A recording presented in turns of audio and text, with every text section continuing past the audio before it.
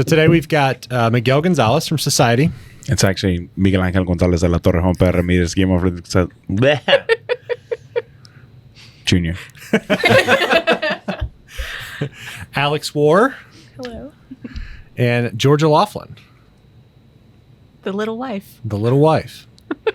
So excited to have you guys here today. I've wanted to have Miguel on the podcast since the day we did it. We met at Society. Naturally, I think you spend a lot of your time there. But kind of want to talk about, your relationship with those guys and how you got involved at Society, and then what the journey's been like and kind of your role there now. So let's jump into it.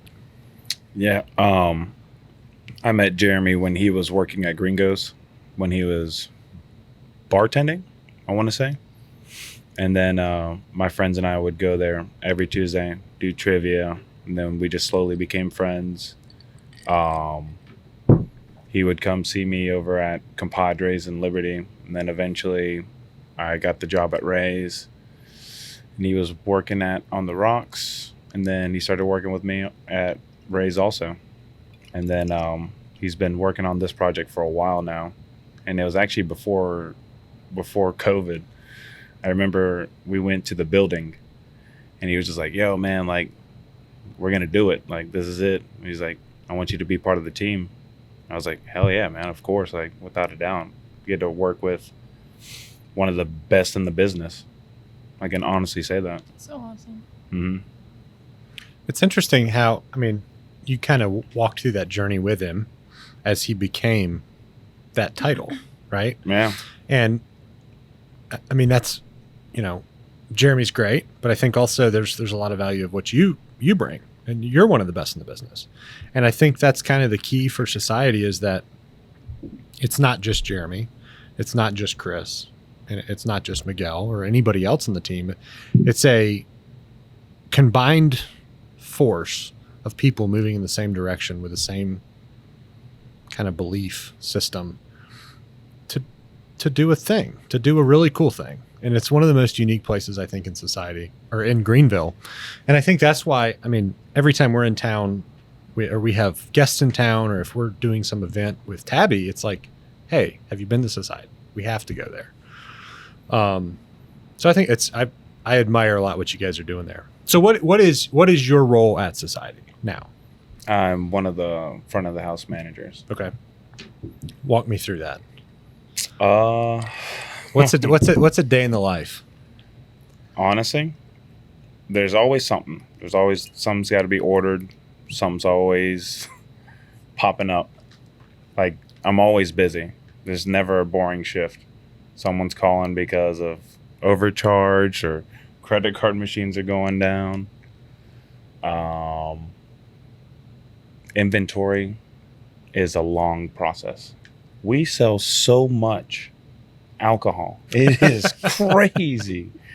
Like, it'll be like my whole morning shift. It'll take me solid 4 hours. Knock out both floors with all that inventory. It's all the bottles, wine, beer. It's a lot of manual labor. I'm like You're the backbone. Yeah, in a way. The muscle. I'll take that. I like that better. Yeah, that's way better. Yeah, it's fun though, man. You get to meet a lot of really cool people, and it's great hearing everyone say like, "Hey, all your hard work is paying off. This place is great." And it's like, cool, It really is. It's, you go every time I'm there, whether it's, Tuesdays have blown up. Tiki Tuesdays have blown up, but any Thursday, Friday, Saturday night, it's standing room only past 10 p.m. Mm-hmm. To my knowledge. I'm sure that fluctuates. Even you go there for lunch during the week, it's like full house. I think the thing that's impressive compared to the other places downtown in Greenville, and a lot of them do really well, but one thing that Society does extremely well is no matter how busy you are, it seems like things just run smoothly. And I'm sure for you, it's like, this is chaos. Everything is going wrong. But it's kind of, there's an old saying in the service industry of like, be the duck. the duck on top of the water looks like this smooth, cool, calm, collected thing, but underwater, it is just kicking like hell. Yeah. And I think that's kind of, the appearance you want to give to your customer is like, shit is falling apart. It's fine. Everything's fine. Shit is falling apart behind the scenes, and the customers never know. Yeah, you wouldn't be able to tell. So I think that's pretty cool. So Alex, what do you do? I am a waitress at Cracker Barrel at the moment. Okay. So I've been there for way too long, 7 years. But but yeah, so that's pretty much what I do at the moment. So Cracker Barrel is one, we were kind of talking about it before the show. Mhm. Cracker Barrel, like Waffle House, that I was at for, I think, 7 years.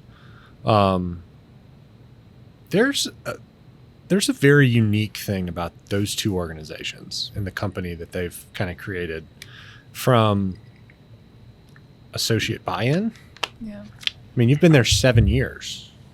Very few places retain their people for that long. Yeah. So why 7 years? What's kind of been the thing that said, I'm going to stay here and continue to do this? So just like most corporations and other companies in general, I feel like each place you work at, it doesn't matter. Like each Cracker Barrel you go to is going to be different. I'm lucky and fortunate enough that the Cracker Barrel I work at is actually one of the best in our region, the best actually. So it's a lot more organized than most places. I mean, it might not seem like it, but yeah, so it's a lot more organized, and it just seems to be ran a lot smoother. Because I have worked at other Cracker Barrels just to fill in, and I never want to again.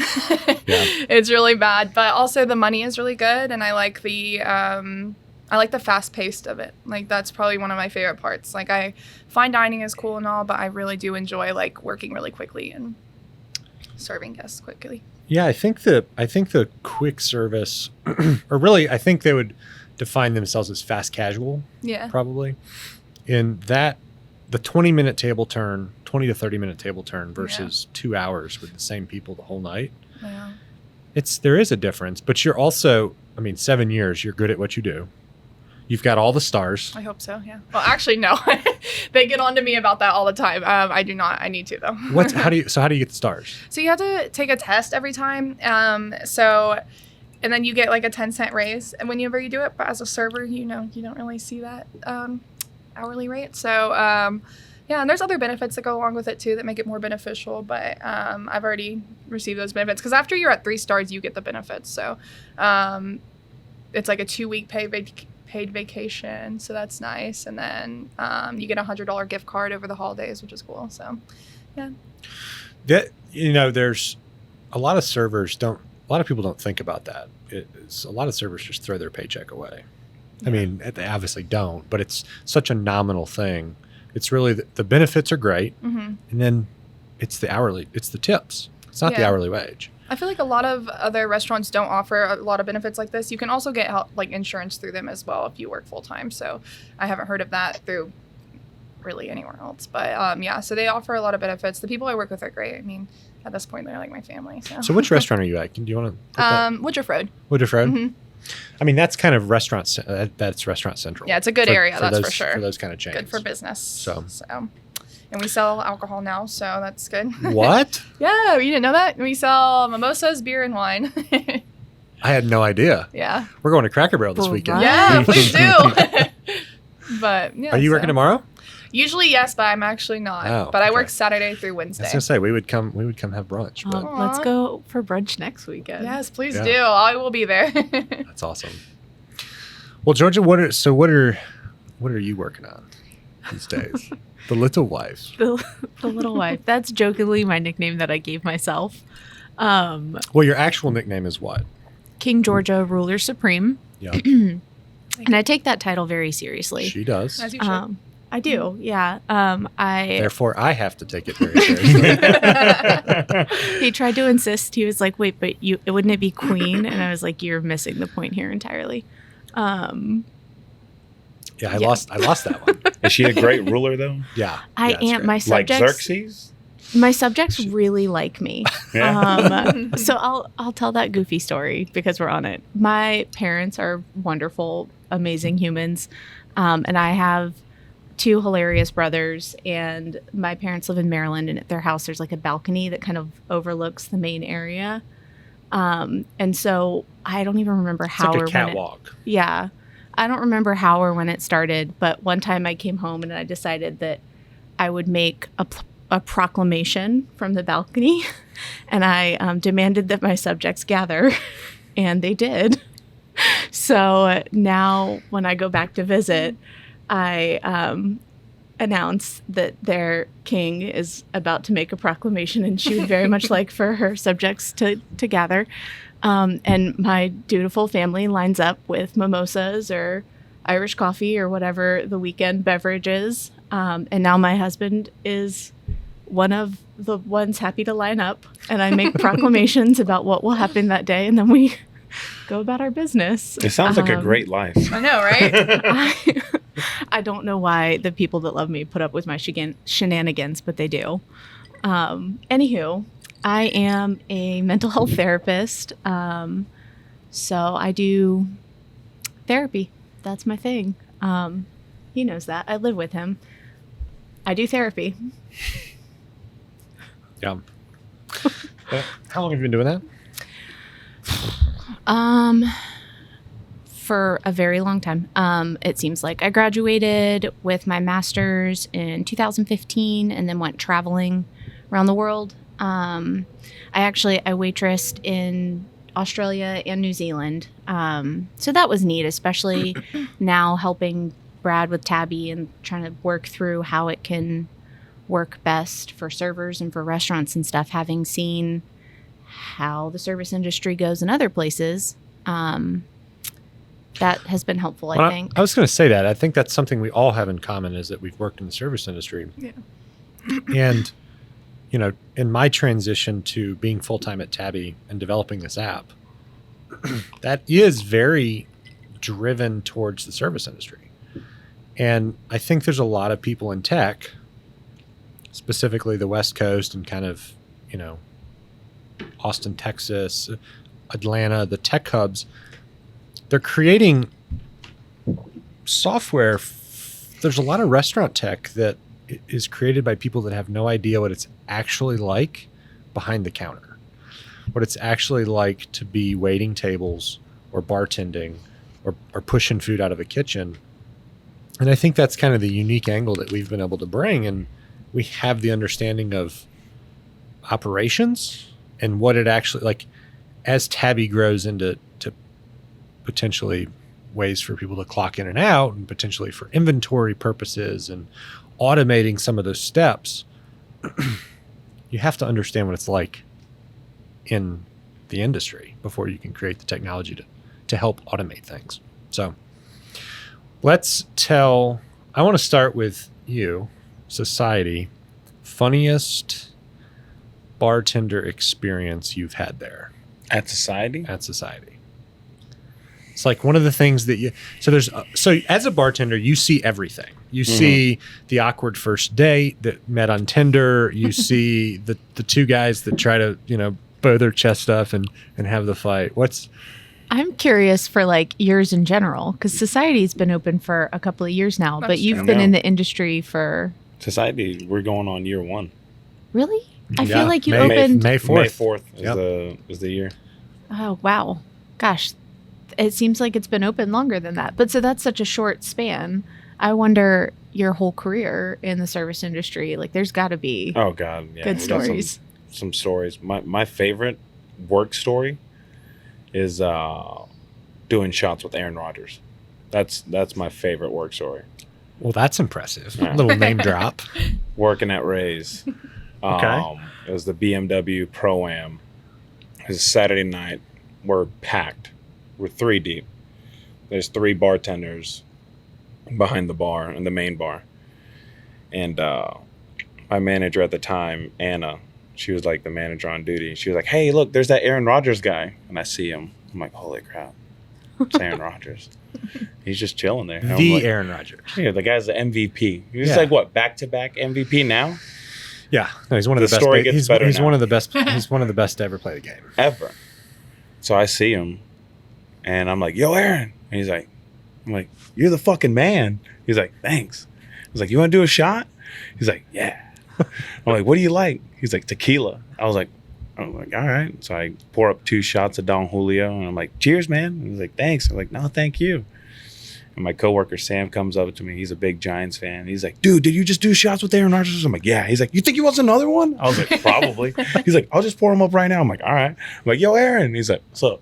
I'm like, you want to do another shot? My buddy wants to do one. He's like, all right. He probably loves this. And so like we do another shot with Aaron Rodgers. And we're just like freaking out. I'm like, I'm a Falcons fan. We suck. And he's like, I'm a Giants fan. Blah, blah, blah. And like I said, we're busy as hell. My coworker, Ashley, she doesn't give a damn about sports. She comes up. He's like, hey, when you two are done sucking Aaron Rodgers, you got all these other people that need drinks. I was like, all right. I mean, what do you do? You take that opportunity. Yeah. Shoot or shoot. You have to take that shot. I did, and I'm glad that I did. Yeah, that's cool. That's really But funny. like funniest? Oh, man. So I had a restaurant, not to do, I want to go back to the funniest, but I had a restaurant that was across the street or across the river from the Bengals Stadium, right in northern Kentucky. And Waffle House, 3 a.m., there's always crazy stuff happening. But a lot of the players from the Bengals would come and give, we always saw them. They'd bring the whole crew. They'd come in. They were always super professional. You always recognize them because they're the biggest guys in the room. And then, they would take care of the servers. And it was always really cool. But they were like that. Some of them had like traditions where certain game days they would come. We would get orders for like 100 All-Stars to go. And like somebody'd pull up in a $200,000 Range Rover, tin it out. Two guys would hop out, grab 100 All-Stars and take off. It's like, oh. Yeah, I read that Roddy White would eat at Waffle House before every single game. Every game.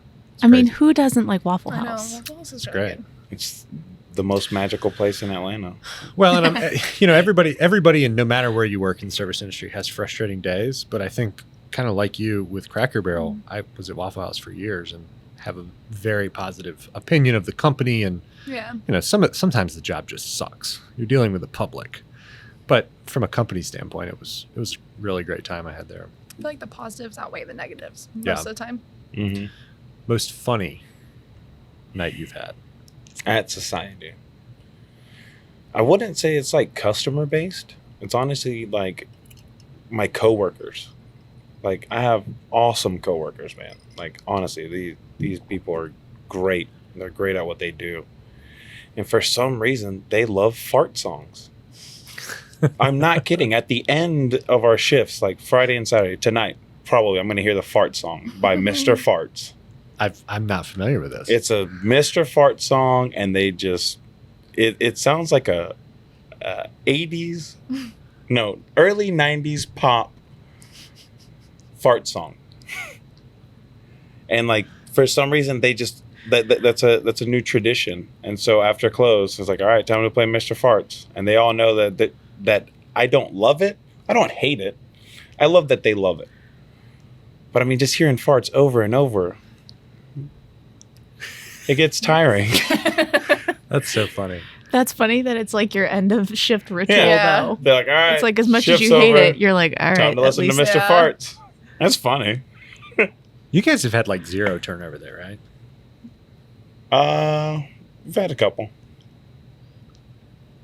I feel like I always see the same people there though when I'm there. So, Alex, what's your funniest, sort of most awkward? Thinking back, something that stands out in 7 years of waiting tables at a Cracker Barrel, you've seen some stuff. Oh, definitely. I've definitely seen a lot of things. I have a lot of stories. I think one of my, you probably already know what I'm going to say, but one of my most embarrassing stories on my part. So I don't know. We have pre-hard boiled eggs for salads that you just cut in half, like most places do, I guess. We don't boil our eggs. Of course, we use shell eggs, but we don't boil those. And so I was new there. It was probably like my first couple months, and I was 17 when I started. And so one of my friends, David, he still works there as well. This customer ordered a hard-boiled egg, and I was like, well, we have eggs. I assume we can get hard-boiled eggs, right? And so I asked David, I said, hey, we're really busy in the middle of a rush. I said, hey, where do I get hard-boiled eggs? Because the customer wants it. I know we can do it. I just, like, where do I get it? He's like, okay, so cooler, first thing to your right, get it, you put it in hot water, and then you, like, serve it to him. And I was like, okay, yeah. So I go to the cooler. I did everything he said. I put it in. I got the hot water from the coffee machine, and I put it in hot water. Mind you, the first thing in our cooler to the right is actual shell eggs. So I grabbed those and I put it, not boiling water, by the way, which would make sense, hot water. And so I sit it there and I give it to the customer, and the customer like cracks it, like, and of course it's not boiled at all. And so they crack it all over their food, and they're very upset. Like, they don't take it lightly either. And I'm just like young and new. This is my first restaurant job. And I'm just like, oh. And the worst part is I didn't even understand why it didn't work. I was just like, huh, well, I did what he said. So I took it back, and then I just showed David. I was like, hey, like, I did what you said. Like, what? He's like, oh my gosh. And he just like started dying laughing. The manager started dying laughing. They're like, you got an actual egg? And I was like, well, do we have anything else? And he was like, yeah, you know what we use for salads? Hard-boiled eggs. You put that in hot water so it's warm. And I was like, I didn't know where those were. He's like, to the right of it, like literally right above the real eggs. So yeah, those same people actually did come back and requested not to sit with me. Like, I apologized and everything. I was like, I'm really sorry. Like, I'm new. I really thought that's what, that's a coworker told me to do. And they were just like, not coming here. And so they came back, and the host was like, yeah, they asked not to sit with you. And I was like, oh. Okay. But yeah, that was probably really embarrassing. And they took a picture. We have like a Facebook page, and they posted on the Facebook page and everything to let people know what I did. And yeah. That might be one of the best stories ever told on Tabby Hour. It's pretty good. I don't know if I'm so happy I about can, that. I mean, like the way you just, I saw that whole story in my head unfold. Oh, okay, good. Like I was in the cooler. Yeah. I'm Looking looking for the eggs, and I'm like, okay, they're right there. Grab an egg, throw it in the hot water. Yeah. Makes sense. In the middle of a rush, I was like, yeah, like I didn't even have time to think. I was like, eggs, cool, yeah, go. Like, Well, and so as a manager at Waffle House for years, I taught a lot of people how to cook, and you would get and serve. And so you would get 16, 17, 18-year-old kids. That's their first job, sometimes 15, that it's their first job, and it's like, oh, bless. that's probably what they thought of me. It was, they told me, they're like, you got good randomly. Like, they were like, we were really concerned about you. And then one day we're like, wait, she can handle a full section. I was like, I don't know what happened. The hard-boiled egg changed me. That's so funny. Do you have any hard-boiled egg stories from waitressing? I have two stories where I messed up, and it was kind of funny. The first one, my first waitressing job in college, it was actually called the Georgia House, and then it changed to... Did you rule that kingdom also? You know what? I wasn't King Georgia Ruler Supreme yet. I had not gone into that title, so it wasn't yet. But it was actually, I think, like a chain of maybe 3 restaurants, but they kind of split off, and the owner, Mr. Paul, renamed it and rebranded Mr. Paul's Legacy. I am not sure. He might have passed away, and it's really sad. But the managers were, I believe, his stepsons, Jay and Rick Prowse, really, really wonderful people, and they were so patient. And I'm squirrely as all get out. So like remembering to do things in order, and I'm looking at you because you're like, haha. Not always excellent at that. But I was, I don't know, probably like 19, something like that. And my chore one morning was to make the tea, like the big gallons of tea before Sunday brunch. And I was like, okay, I got this. I'm going to do all this. And then they had these really awesome, like, sweet potato rolls that were fantastic. But we had to, like, scoop them out and help put them on the baking trays and stuff. And I was, like, rushing to do all that. So I set all the tea makers and pushed on all of them. And then went to, like, the other part of the kitchen to start doing the rolls and stuff. And we were getting ready to open. And we were always so busy for brunch. And I hear someone walk into the area where we had drinks and just start screaming. And I was like, oh dear, what happened? There weren't decanters under any of the tea makers. Yeah. So I go in there. I've seen that too many times. And I had, It was everywhere. It was everywhere. And I like had left the bags of sugar for the sweet tea sitting on the counter. So those were just like, they sucked up all the moisture and were just like sticky, gluey mess everywhere. Oh, my and brunch was goodness. starting and we had no tea. And the whole backstation was like slippery and wet and sticky, and it had gotten all over all of the clean cups. It was this like really epic mess up, and I was so embarrassed, and I was so worried that everyone was going to be so mad at me. And I think Jay was working that day, and he like took me aside and he's like, Georgia, it's okay. You didn't mean to. It's okay. And I was like, I'm so sorry. I like hyperventilating, and he was like, it's okay. It really is. I need you to go be charming and just make small talk. So I actually have another funny story that actually happened this morning that just came to me. But this morning I was serving, and I had this little kid, probably about 5 years old, and it was a table of 5. Had another, 2 brothers and dad, and he was definitely the youngest one. And so I always try to let the kids order for themselves. So I said, what can I get for you? And the mom was like, yeah, order for yourself, encouraging him. He's like, okay. And he goes, I'll have the fucking pancakes. And I was like, do not laugh. Just keep it cool. And then the dad started laughing. I was like, okay, it's funny. And so I started laughing. And then the mom turns to the dad, her husband, was like, that is not funny. He's going. So she took the kid and went somewhere else. I was like, someone is not getting pancakes. I can tell you that much.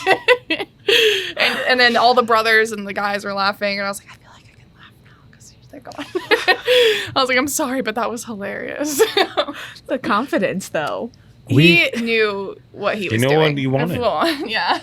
He knew what he wanted, and he wanted And he it wanted really. it now. Yeah. He'd had a Kids- rough Friday night, kids and say- he just really needed those pancakes. Just the smile on his face. He was so happy. I don't know what went into the thought process of him doing that, if it was a bet from his brothers, or if he just felt very confident about these pancakes, and he just really wanted them.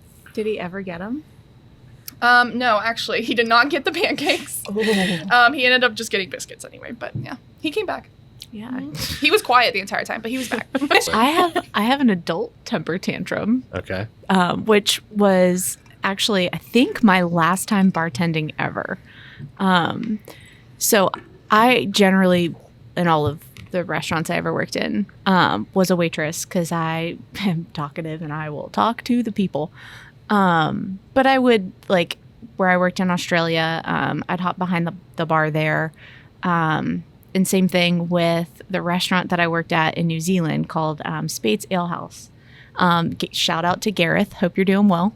But I was helping with the bar one night, and they had this band inside. It was so loud.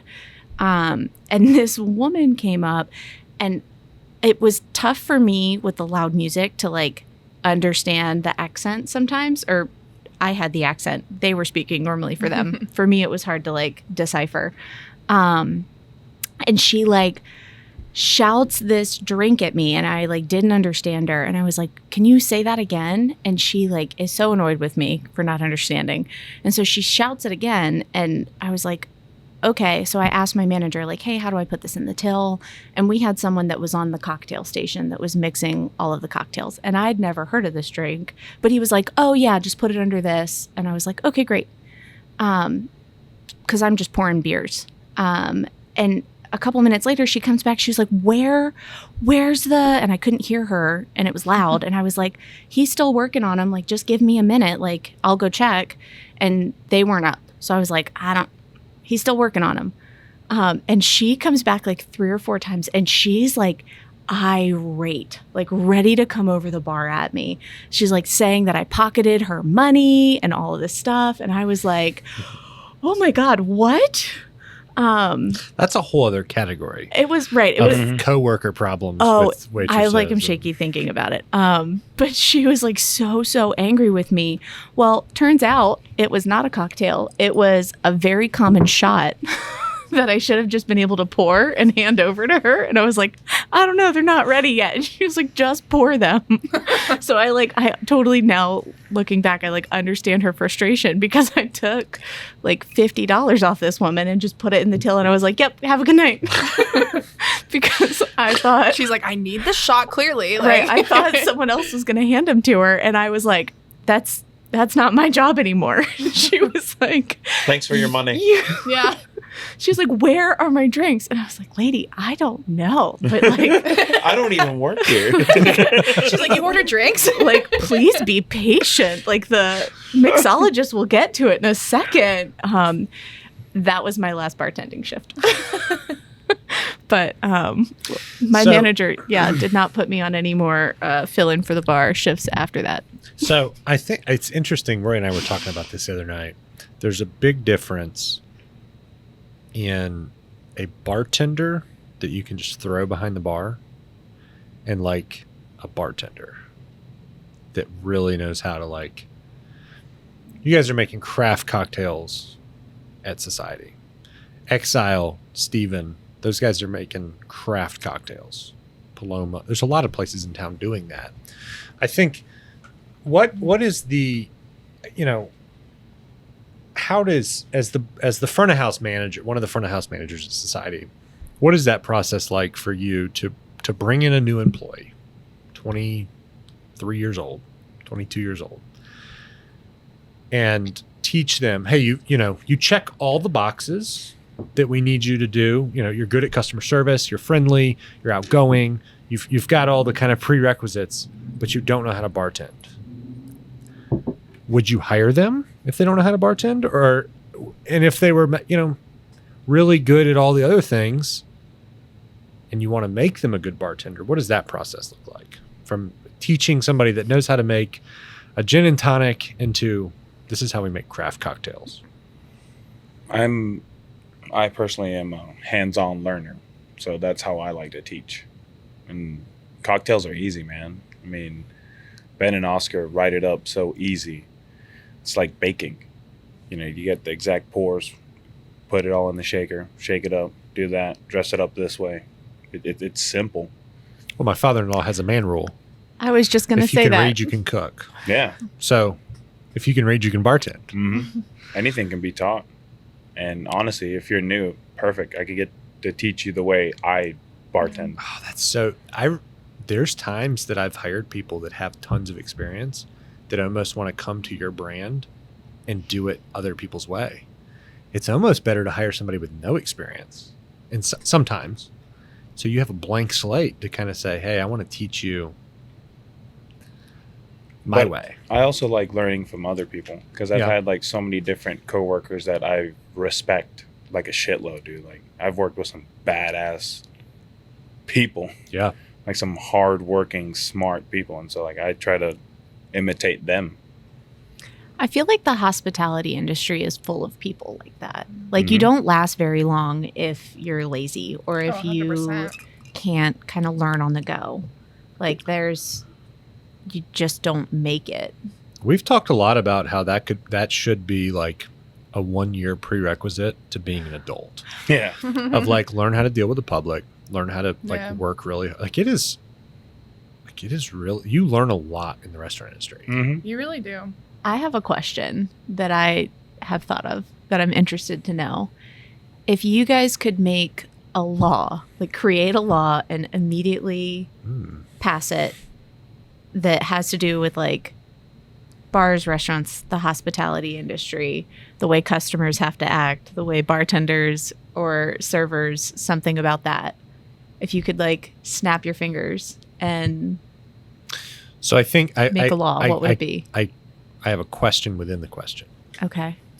Is it a law or is it a like just something that's societally understood? I guess either. What does King Georgia Listen, I'm proclaim? real into ruling over here. Yeah, no, I just like I don't know.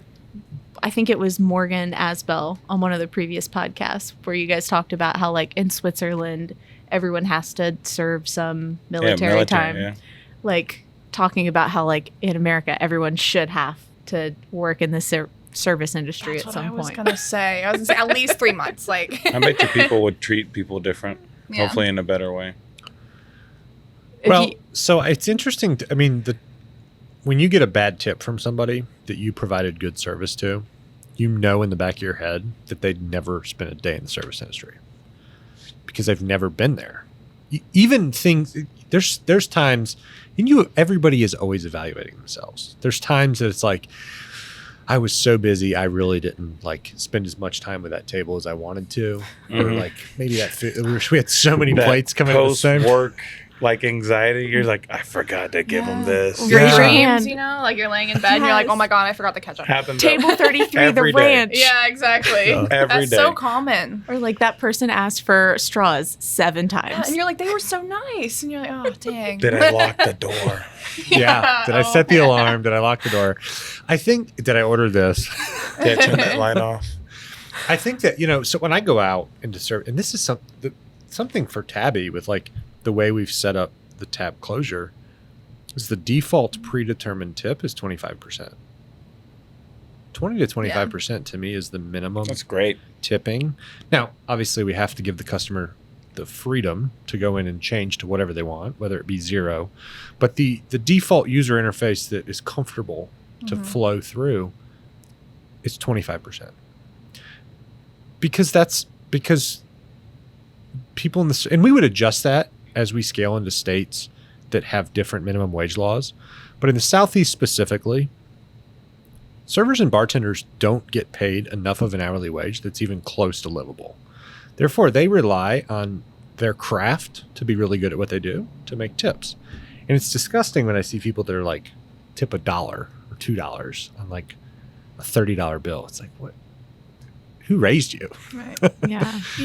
I would like to add something to that actually, because so my friends out in Nevada, when they serve, they get paid $8 an hour plus their tips. But that is mostly taxed out as well. But here, my uncle actually is born and raised here, and he, ever since I started working in the service industry, I was telling him about how we only make $2.13 an hour, and he was surprised. Like, he was like, "Oh, well, I didn't tip that much because I thought you guys made minimum or like minimum wage or more." And I was like, "No, like, and we don't even see that; it's taxed out." So I feel like a lot of times people actually don't believe. Even when I told my friends in Nevada that I made $2.13 an hour, they're like, "Is that legal?" And I was like, "Out here, yes." Like, Yeah. But yeah, so I feel like a lot of people also don't know too, like that we make that much, or I've seen a server or bartender work, 40 hours a week for 2 weeks and come home with a check that's like $125. Yeah. It's like, and then that's taxed. Mm-hmm. So the bring home is like $65 for 2 weeks. And they worked 80 hours. They live off of tips. It's just, it's unfortunately the way it is. So I was gonna say, you did ask the question, so like, what would your rule be? Because I'm interested to know, because I felt like you had a strong rule. I did have a strong rule. My strong, I guess, rule, maybe not law, but rule would be that, especially in large groups, once you sit in a seat as a customer, you're not allowed to change seats. You're not allowed to move. That's such a good one. Like, you are married to that seat. I hope you like the Forever. person that you're sitting next Until to. you leave, that is your seat. That Yeah, you can't. exactly. If you get up to go to the bathroom, that's fine. But you had better come and sit your butt right back down where you were, and not talk to someone on the other side of the table. Right. You sit down. that's so funny Move because and I'm switch, I'm yeah. conscious of I that hate that. as a customer, because I will go to the bartender or server. Like if we decide to move tables which I rarely do, but if we decide to move, like even in a bar setting, we're going to move tables. I'll go like, "Hey man, just so you know, we're like, We're playing musical chairs. as Yeah. long as it's acknowledged, as long as I don't come out with 3 big plates of food, like and then they start auctioning. Yeah, I Who was like, had- don't get Yeah. mad when they auction because we move chairs, okay? Like, Yeah. people get so mad if you try to auction food off. Sometimes Oh, some yeah. people never notice it, but if you come up like, "Who had the?" It's like, why don't you know? Oh, I don't know, because I have 25 people that I'm taking care of right now. I had that happen this morning. I had some guy, he's like, "We switched seats on you," and I was like, "Yeah, that's real cute. Okay, I need to restart this. Like, you don't understand my process." From the top. Right. Oh, Yeah. and now you want to split tabs based That's on exactly who what was happened. sitting Yeah, they're where. like, so I'm with her, and I'm like, then why aren't you sitting with her? So that's I honestly think for the waitress, server, bartender, splitting tabs with Tabbi is the biggest problem that we solve for you guys as the bartender and server. Imagine if like you never had to think about how many tabs it's on or who had what or any of that. It's just like whoever had the items can own that portion of the tab themselves within the app, and the customers can decide. That's so genius. Your part is done. Like you bring them the food, you bring them the drinks, you provide great service that you already are doing, but you can continue to move on to the next staff or to the next customer. So you don't have to worry about, oh, you're leaving. Well, it's time for you to leave. Close your tab and leave. Why do I have to bring you the receipt, grab a card, go back to the POS, swipe, split items, swipe, split items, swipe. Both parties Bring it save back. a lot of time. Yeah. And then they have to sign with a pen that you give them that everybody's touched. Well, but before that point, they're upset because someone has someone's French fries and someone got Yeah. someone else's. That's a whole deal, and I'm like, Venmo's a thing. Like we can. Well, and so, yeah, that's the norm. Yeah, is Venmo. exactly. I'll pick this one up and we'll Venmo. And then everybody wants to get itemized receipts. Yeah. It's just way easier if you can just close the tab. That's one thing I will say I like about Cracker Barrels. We don't take payments at the table. It's bittersweet, but I just like to be like, hey, have fun. That's true. They push you to the front counter. Yes. Yeah. Yeah. So we do have to split the checks, but our system's pretty easy about that. But yeah, so I just go to the front, and that's one thing that I feel like Tabby will be really. You guys use Aloha? useful for. No, we do not. We use POS. Okay. Max POS, I think, is what it's called. Yeah. Okay. I'm curious what rules apply more to the bar scene. So like for me waitressing, I like my rule is y'all sit down and stay seated.